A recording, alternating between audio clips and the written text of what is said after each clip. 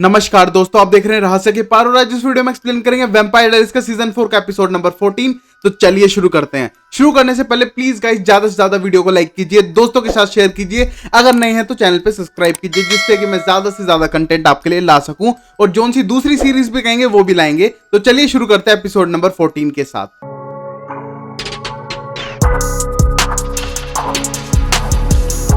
अब हम देखते हैं डेमन को पहली सीन में, जिसको बंदी बना के रखा हुआ था उस वैम्पायर हंटर ने, और एक तरह से उसे टॉर्चर कर रहा था। और ये कहने के बाद बोलता है, मुझे पता है कि तुम कौन हो, तुम डेमन सेल्वेटोर हो, मिस्टिक फॉल्स, और तुम्हारे फालतू के मजाक मैंने बहुत सुने हैं। और ये कहने के बाद बोलता है, तुम्हारा भाई स्टेफन है, वहां पर अलीना गिलबर्ट है, और अलीना गिलबर्ट का भाई जो एक वैम्पायर हंटर है, और तुम उसका मार्क कंप्लीट कराने के लिए पूरी कोशिश कर रहे थे। और ये कहने के बाद बोलता है कि उसके कैसे मार्क बढ़ा रहे हो तुम, ये बताओगे मुझे। और ये कहने के बाद डेमन बोलता है उसे नहीं पता है कैसे होता है और वो इसमें कहीं इन्वॉल्व नहीं है। और ये कहने के बाद हंटर बोलता है, तुम्हें मेरे बारे में नहीं पता कि मैं कैसे टॉर्चर करता हूँ। कुछ दिनों पहले मेरा मार्क अपने आप कंप्लीट हो गया, जिसको मैं कंप्लीट करने के लिए सालों से लगा हुआ था, और तुम्हें कुछ तो पता है। और वही हम देखते हैं उसे टॉर्चर करने लगता है। अब अगली सीन में हम देखते हैं कि कैरोलाइन का फोन आता है सीधा अलीना के पास, और अलीना बताती है कि बहुत बड़ी गड़बड़ हो चुकी है, शेन ले जा चुका है जेरमी को और बानी को, और बहुत बड़ी टेंशन यहाँ पर खड़ी हो चुकी है। और ये कहने के बाद कैरोलाइन बोलती है कि डेमन कहाँ था इस टाइम पे। तभी बोलती है डेमन का भी कोई अता पता नहीं है और शायद उसको भी किसी ने उठा लिया है। और ये कहने के बाद कैरोलाइन बोलती है शेन इतना पावरफुल नहीं है जो डेमन को काबू में कर सके।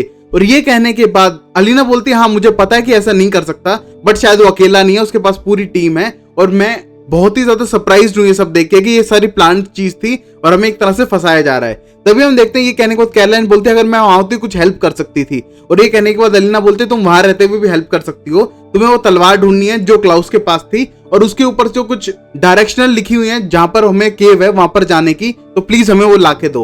और ये कहने के बाद हम देखते हैं कैरोलाइन बोलती है, पक्का ढूंढ दूंगी और ट्रांसलेट करके बता दूंगी, और वहां पर फोन काट देती है। वहीं हम देखते हैं कि अब रिबेका स्टेफन को बताती है कि ऐसा बिल्कुल भी नहीं होने वाला है, क्लाउस वो तलवार किसी को भी नहीं देगा। अब तो उसको पता चल चुका है कि उसको भी कोई वो क्योर पिला के इंसान बना के मार सकते हैं, तो बिल्कुल भी नहीं देगा, ना ही कैरोलाइन के लिए भी नहीं देगा। और यहाँ पर ये दोनों टेंस दिखते हैं। वहीं पर हम देखते हैं कैरोलाइन फोन काट के कहती है कि वो जा रही है ढूंढने के लिए। और ये कहने के बाद हम देखते हैं क्लाउस जो रूम के अंदर बंद था, वो कहता है, तुम्हें मेरी कोई हेल्प चाहिए क्या लव। और ये कहने के बाद कैरोलाइन बोलती है, नहीं मैं खुद कर लूंगी, और वहां से फिर वो चली जाती है।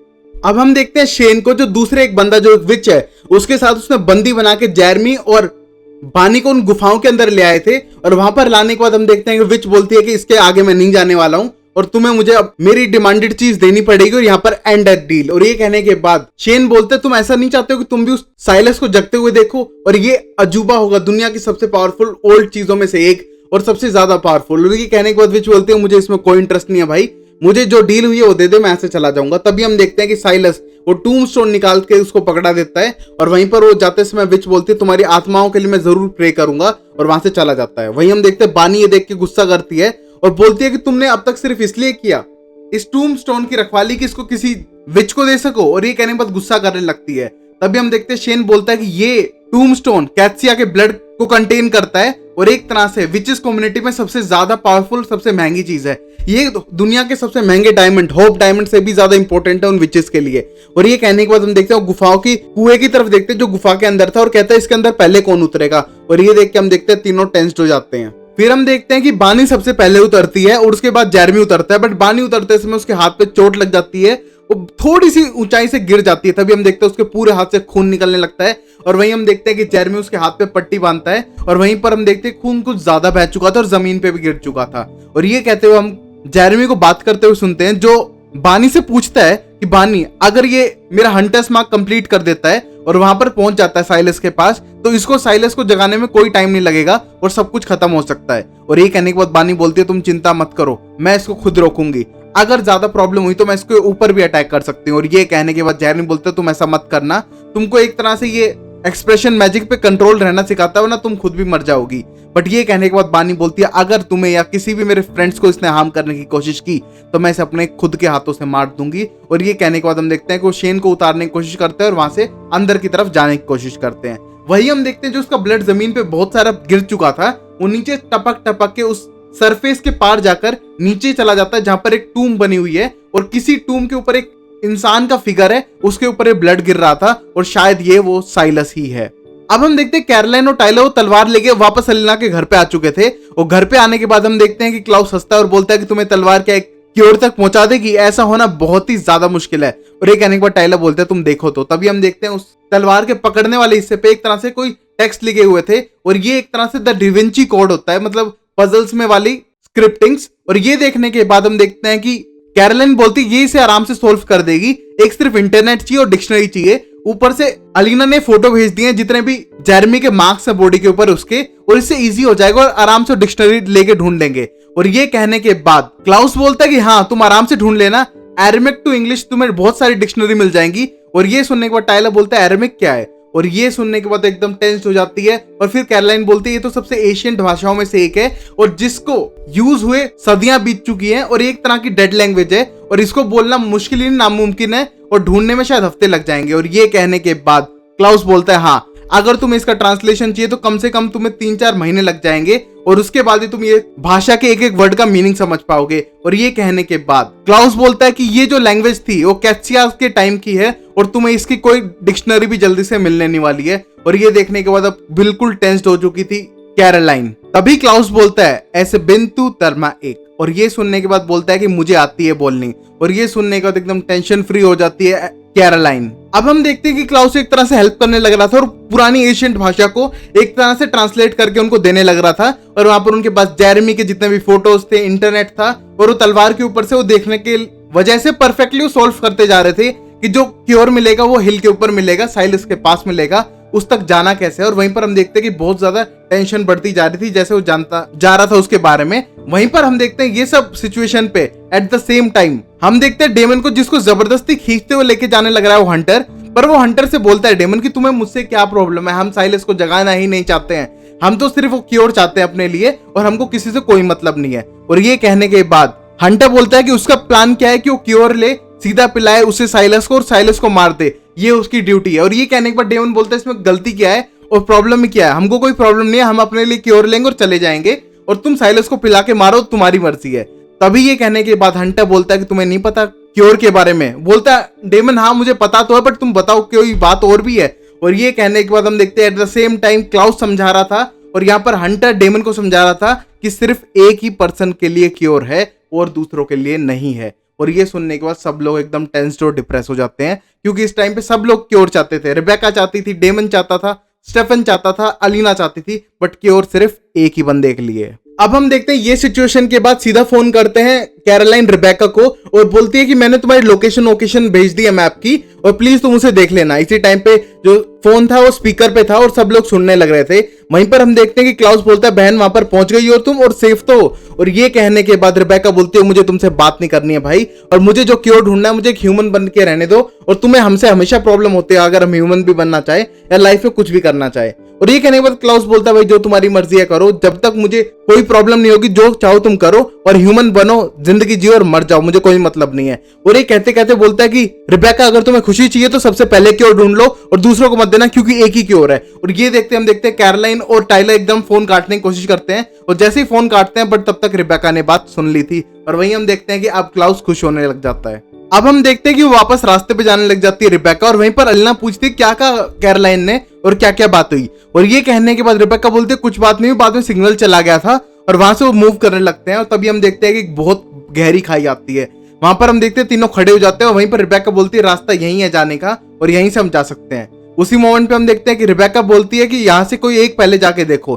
तभी हम देखते हैं स्टेफन बोलता है अलीना तुम जाओ और हम तुम्हारे पीछे है। तभी हम देखते हैं अलीना वहां से ऊंची खाई के अंदर कूद जाती है और वहां पर नीचे वेट करती है। वहीं पर हम देखते हैं स्टेफन कूदने वाला होता है, तभी हम देखते हैं कि वो उसे रोकती है रिबेका, और कहती है मुझे तुमको कुछ इंपॉर्टेंट बात बतानी है, और बताती है कि सिर्फ एक ही बंदे के लिए क्योर है और सिर्फ एक ही बंदा उसको ले सकता है, जैसी अब तक की न्यूज मिली है। अब रिबेका फिर पूछती है अगर मान लो मैं तुम्हें क्योर दे भी दूं तुम्हारे लिए, जिससे कि तुम्हारा दर्द खत्म हो जाए, तुम जो अपने ह्यूमन बनना चाहते हो तुम ड्रीम स्टेफन, तो तुम्हें अगर वो मिल जाए तो मैं तुम्हें दे दूं।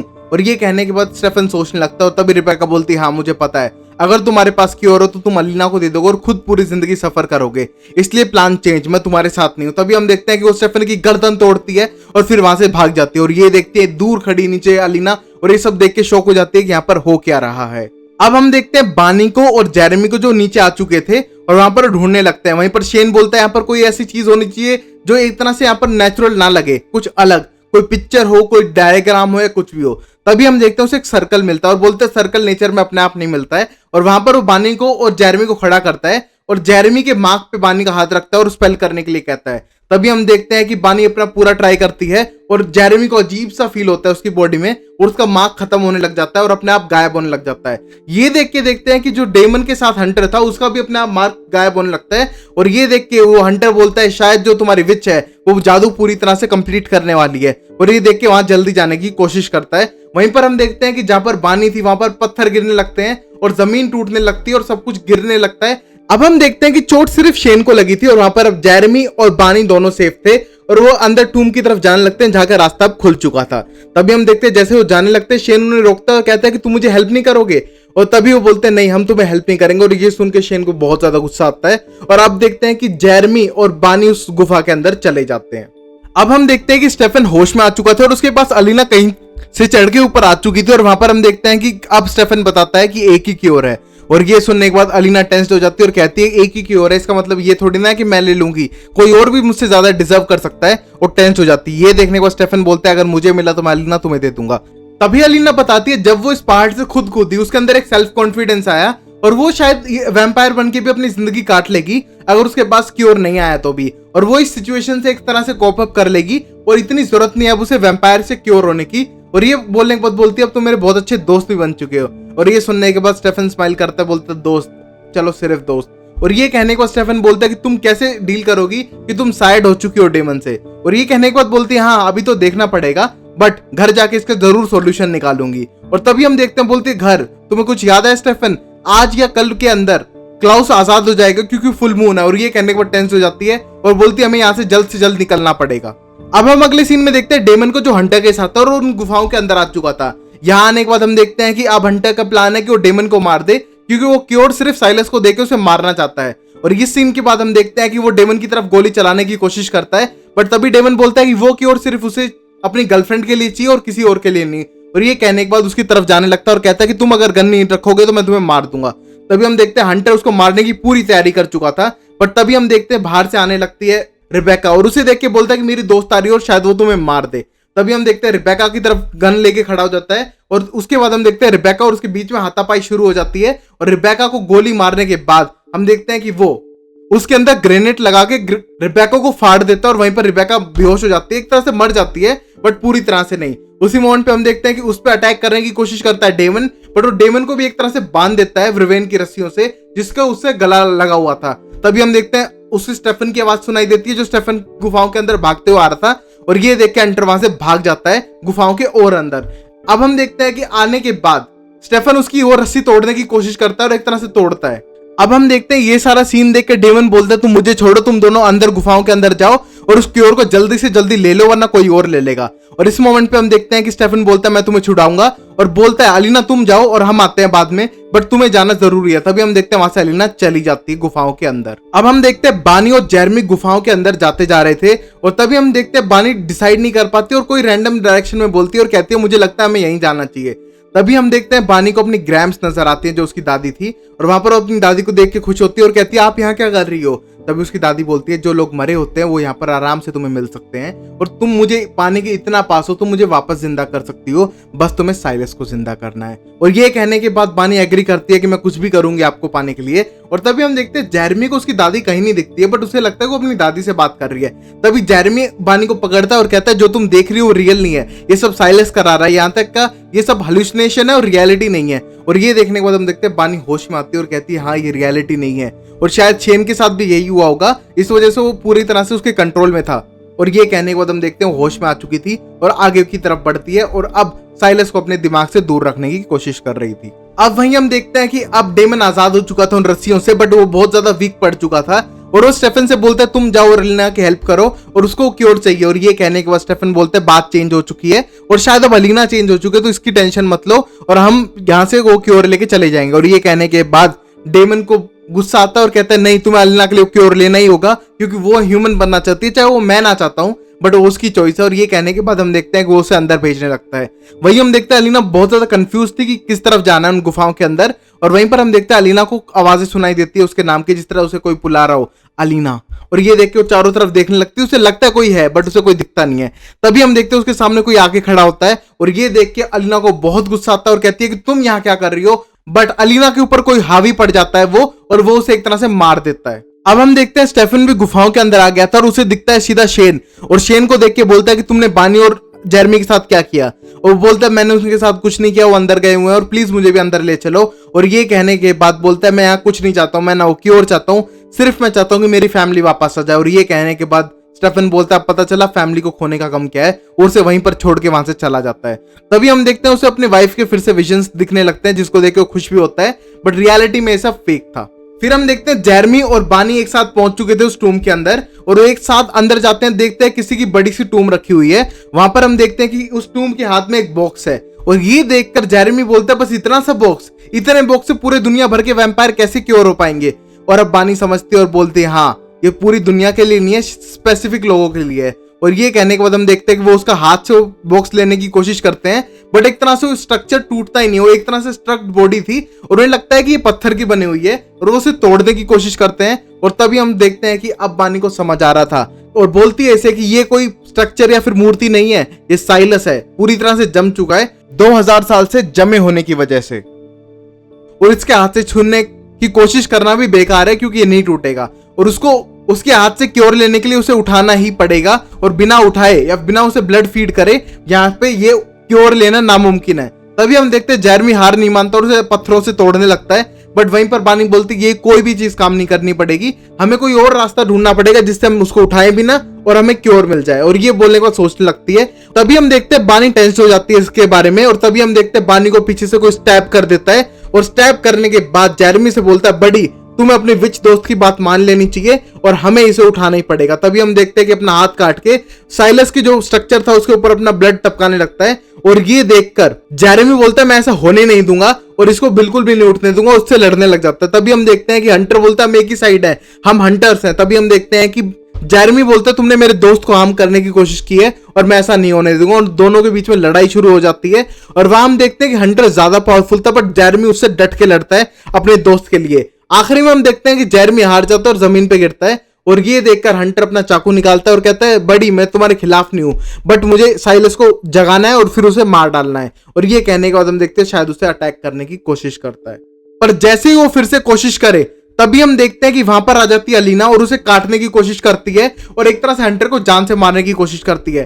तभी हम देखते हैं कि जेरेमी बोलते हैं नहीं उसको मत मारो, तुम्हें पता है ना हंटर्स कर्स। और ये देखने के बाद अलीना उसे दूर फेंक देती है और तभी जेरेमी को उठा देती है। और अब हम देखते हैं कि जेरेमी खुश था कि उसकी बहन यहाँ पर आ चुकी है। अगले सीन में हम देखते हैं कैरोलाइन को जो बहुत ज्यादा टेंस थी और सीधा टाइलर के पास बात करने लगती है और कहती है कि तुम यहाँ से प्लीज मत जाओ। और ये कहने के बाद टाइलर बोलता है मुझे जाना पड़ेगा ये टाउन छोड़ के, वरना क्लाउस मुझे मार डालेगा।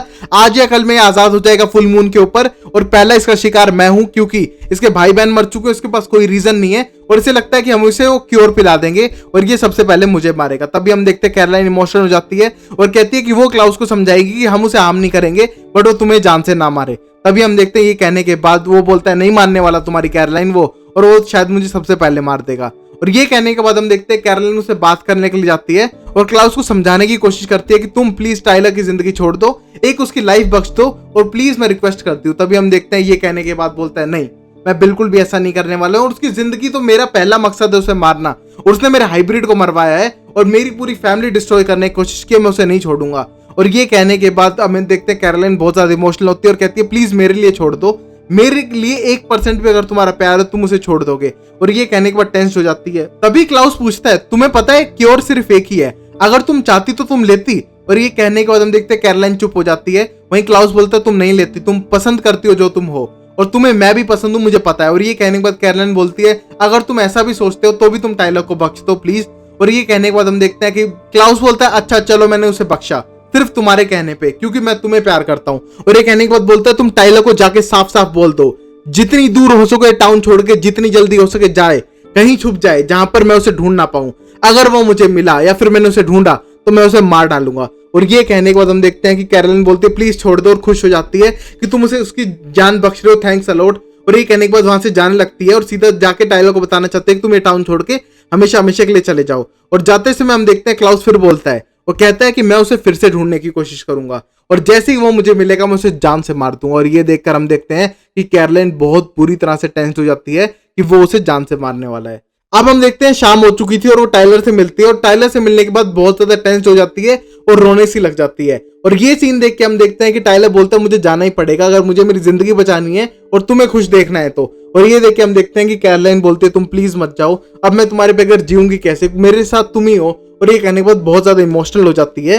उसी मोमेंट पे हम देखते हैं टाइलर बोलते हैं तुम प्लीज मुझे भूल जाओ, हमारे पास पूरी जिंदगी पड़ी है, हम अमर है, हम कभी भी मिल सकते हैं, तुम्हें टेंशन लेने की जरूरत नहीं है। और ये कहने के बाद कैरोलाइन बोलती है हाँ पता है अमर है, बट क्या पूरी जिंदगी हमारे पीछे? अमर तो क्लाउस भी है, वो हमारे पीछे पड़ा रहा था तो। और ये कहने के बाद बोलता है प्लीज तुम मुझे भूलने की कोशिश करो, तुम भूल जाओ कि मैं कोई इंसान था तुम्हारी लाइफ में, तुम्हारे लिए कोई मैटर करता था। और ये कहने के बाद हम देखते हैं वो जाने के लिए प्लान करता है। वहीं पर हम देखते हैं कैरोलाइन बहुत बुरी तरह से रोने लग जाती है। अब टाइलर वहां से जा चुका था, तभी हम देखते हैं थोड़ी देर बाद क्लाउस बाहर आ जाता है और क्लाउस को देखते हैं एकदम डर जाती है कैरोलाइन और बोलती है तुम बाहर कैसे आ सकते हो, अभी तो पूरी तरह से चांद भी नहीं निकला है। और ये बोलने के बाद बोलता है कि शायद तुम्हारी बानी दोस्त के साथ कुछ गलत हो चुका है जिससे उसका मैजिक कमजोर पड़ गया। और ये कहने के बाद हम देखते हैं एकदम टेंस हो जाती है। और ये कहने के बाद क्लाउस बोलता है कि आज उसने मर्सी बरसी है, एक तरह से उसकी जान बख्शी है तो सिर्फ तुम्हारी वजह से कैरोलाइन, सिर्फ तुम्हारी वजह से मैंने उसे जिंदा छोड़ा है। और ये कहने के बाद बोलता है अगली बार शायद ऐसा ना हो। और ये कह के वहां से चला जाता है। अब हम देखते हैं लास्ट सीन के अंदर, वहां पर अब स्टेफन ढूंढने लग रहा था और सीधा गुफाओं के अंदर जा रहा था जहां पर उसे ब्लड दिखता है, जिसे देख के वो टेंस हो जाता है और आगे बढ़ने लगता है।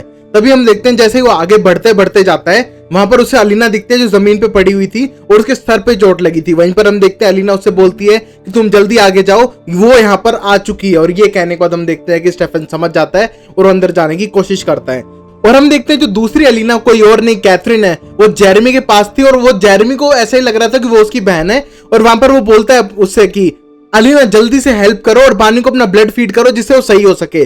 और ये कहने के बाद हम देखते हैं कि अलीना बोलती है हाँ वो तो करेंगे हम, पहले ऐसा करते हैं उस साइलस से वो बॉक्स लेके आते हैं जिसके अंदर वो सॉल्यूशन है। और ये कहने के बाद जेरेमी बोलता है तुम्हारा दिमाग खराब है, पहले हम इसको सही करते हैं, वो तो भाड़ में जाए चाहिए, दोस्ती पहले आती है। और ये कहने के बाद हम देखते हैं वो उसे उठाने की कोशिश करता है बानी को। और ये देख के अब कैथरीन बोलती है मुझसे बकवास नहीं सही जाती, तुम बिल्कुल स्टबर्न हो, गधे हो। तभी हम देखते हैं उसका हाथ पकड़ती है, उसकी गर्दन से उसका हाथ काट के सीधा साइलस के मुंह पे डाल देती है उसका ब्लड, जिससे साइलस के मुंह के अंदर ब्लड जाता है और पीने लगता है। तभी हम देखते हैं ये देखते हुए हम जेरेमी को रिबेल करते हुए देखते हैं। वहीं पर हम देखते हैं ये देखकर अब कैथरीन उसके गले पे काटती है और सीधा गले से फीड कराना शुरू कर देती है साइलस को। और जैसे हम देखते हैं साइलस होश में आने लगता है और हाथ पकड़ के जेरेमी की गर्दन को अपने से एकदम टच कर देता है। और जैसे ही वो हाथ छोड़ता है कैथरीन उससे वो सॉल्यूशन लेती है, वो क्योर, और लेके वहां से भाग जाती है। वहीं पर हम देखते हैं अब साइलस अपने पूरी जकड़ बना चुका था जेरेमी के ऊपर और उसके ऊपर पूरा तरह से फीड करने लगा था और फिर गर्दन पकड़ के जेरेमी की गर्दन तोड़ देता है और उसे जमीन पे फेंक देता है। और वहीं हम देखते हैं कि अब साइलस फिर से जिंदा हो चुका है। अब हम देखते हैं इस सीन के ऊपर जेरेमी की मौत हो चुकी है और ये दूर पड़ी बानी देख रही थी और बहुत ज्यादा इमोशनल थी। और एंड सीन में अब जेरेमी की डेथ हो चुकी है। तो guys I hope you like this episode, अच्छा लगे तो लाइक शेयर सब्सक्राइब करो। मिलते हैं अगली वीडियो में और अब की उस थ्योरीज के बारे में बात करते हैं। अब अलीना का क्या होगा, उसका भाई मर चुका है, उसकी फैमिली ही मर चुकी है मतलब पूरी तरह से, अब वो ह्यूमन रह पाएगी या फिर अपनी ह्यूमैनिटी टर्न ऑफ कर देगी। अब हम देखते हैं कि उस क्योर को लेके कैथरीन यहाँ से भाग चुकी है। और भाई इस कैथरीन को हर जगह पहुंचने की क्या जल्दी रहती है, ये हर जगह पहुंच जाती है और हर के काम में टांग अड़ा देती है और वहां पर सब कुछ लेके भाग जाती है। अब हम देखेंगे कि क्लाउस क्या करेगा।